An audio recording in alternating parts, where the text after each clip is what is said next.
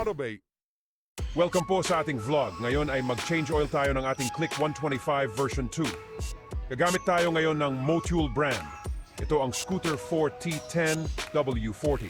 Kailangan natin ng pangpihit na tool dito dahil mahirap ito pihitin ng kamay sa una.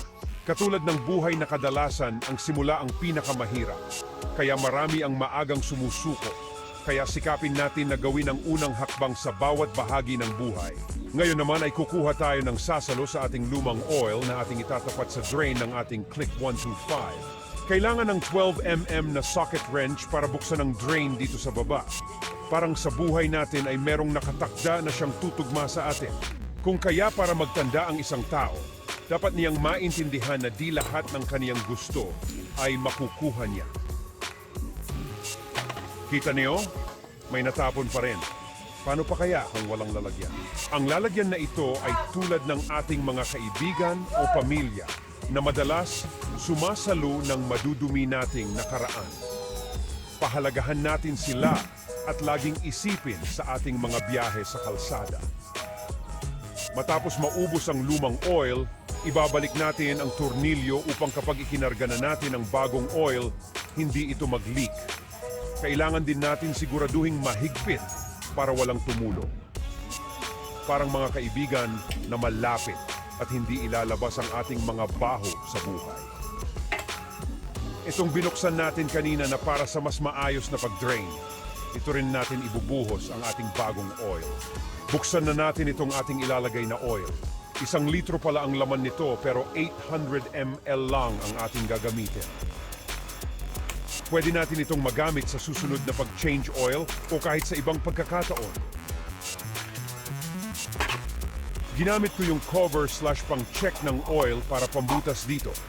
Sinubukan ko kasi gamit ang aking daliri, ngunit di ito umubra.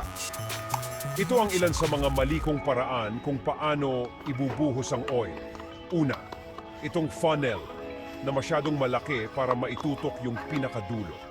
Pangalawa, itong ginupit kong bote ng tubig para maging funnel din, ngunit hindi naman kasya ang pinakanguso nito sa butas at maaaring matapon.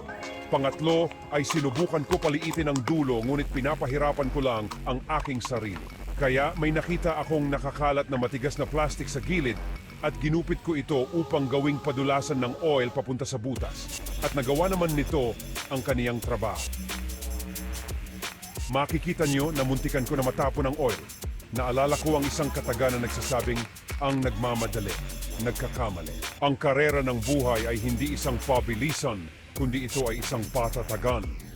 Mas mahalaga ang tatag o ayos kung ikukumpara sa bilis. Maalala nyong 1 litro itong nabili natin, kaya mapapansin na paulit-ulit ko tinitignan sa gilid kung gaano nakarami ang ating naibuhos. Sabi sa akin ng aking mentor, measure twice, cut once. Na ang ibig sabihin ay dapat siguraduhin lagi ang sukat bago ito tapusin. Ito palang motor natin ay 26,000 plus na ang odometer. At ngayon ko palang nasubukan mag-DIY na change oil. Ngayon ko palang din masusubukan ang Motul oil. Kaya kapag naipaandar na natin ng 2,000 kilometers, ay gagawa tayo ng isang honest review tungkol sa oil na ito. Sa sunod pala nating video ay replacement ng fuel pump filter para makatulong sa pagkatipid ng gas, na kung saan kilala ang mga fuel-injected na mga motor. Tapos na tayo sa ating change oil.